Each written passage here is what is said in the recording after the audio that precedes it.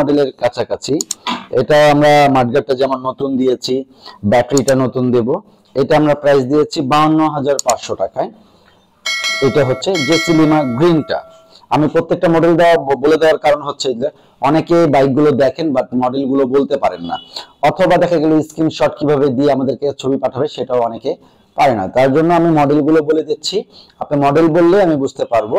আর সবচেয়ে বড় কথা হচ্ছে আজকে তারিখ হচ্ছে 2025 সাল 4 তারিখ সেপ্টেম্বর মাস।